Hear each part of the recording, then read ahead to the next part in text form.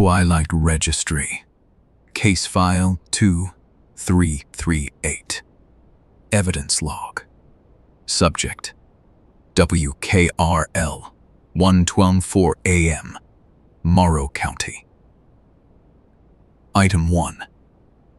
Dara Voss, freelance broadcast equipment specialist, is contracted by the estate of Gerald Fitch to decommission the technical assets of WKRL, a regional AM station that ceased operations in February 2004.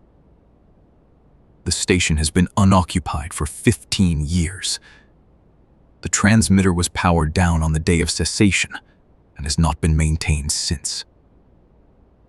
Dara arrives at the facility on the morning of March 7, 2019. She notes, in her initial site assessment, that the building is in standard disrepair for a 15-year vacancy. Bird nesting in the equipment room, water damage along the north wall. The transmitter cabinet is locked and shows no external signs of power. She opens the transmitter cabinet with the estate's key. She conducts a standard spectrum sweep. She finds a signal. Item 2. The signal is on 1440 kilohertz. WKRL was licensed to broadcast on 1240 kilohertz and held no secondary frequency allocation. There is no co-located tower. The nearest licensed broadcaster on 1440 kilohertz is 412 miles east and does not reach this region. The signal is strong, 43 decibels above what Dara characterizes as the ambient noise floor.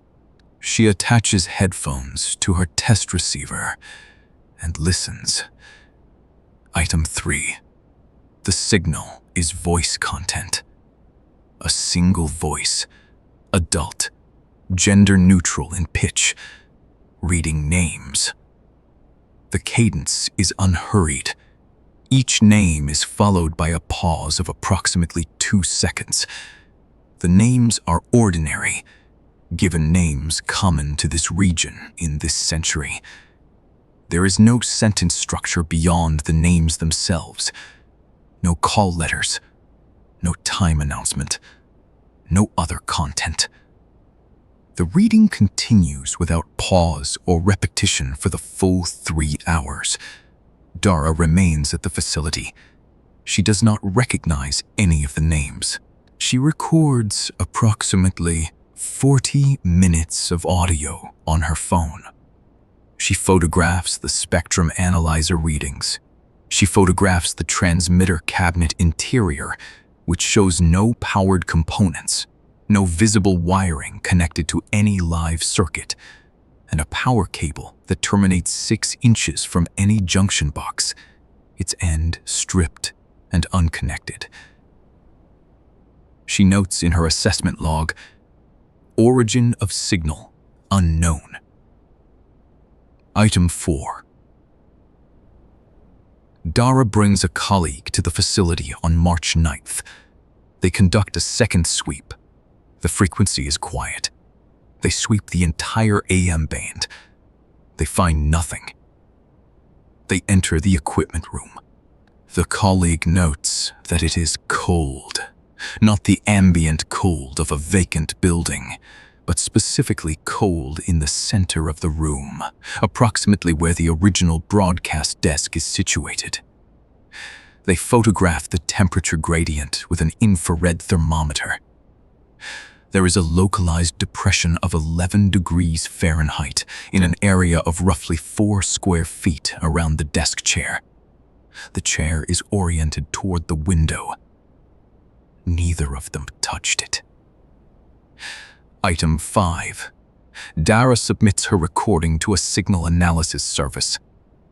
The analysis confirms the recording contains voice content.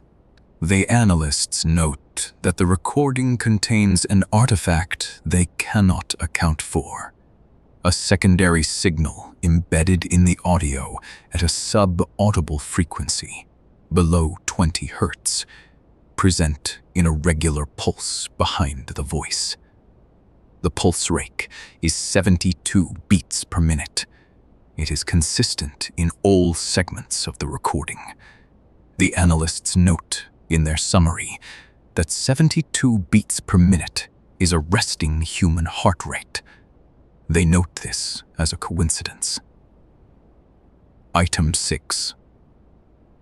Dara listens to the recording a third time while preparing her decommission report. She is on minute 22 when she hears her own name. She rewinds. She listens again. The name she heard is not her name. It is a name that sounds, she says, like her name, in the way an accent changes the stress, but not the syllables. She concedes in her statement that she cannot be certain. She submits the recording to the registry without completing the decommission. Item 7. The registry dispatches an investigative team in April 2019. The team conducts a sweep on 4 separate visits. On the first and third visits, the 1440 kHz signal is present. On the second and fourth visits, it is absent. The team notes a pattern. The signal is present when only one person is in the building. When 2 or more investigators are present, the signal is absent.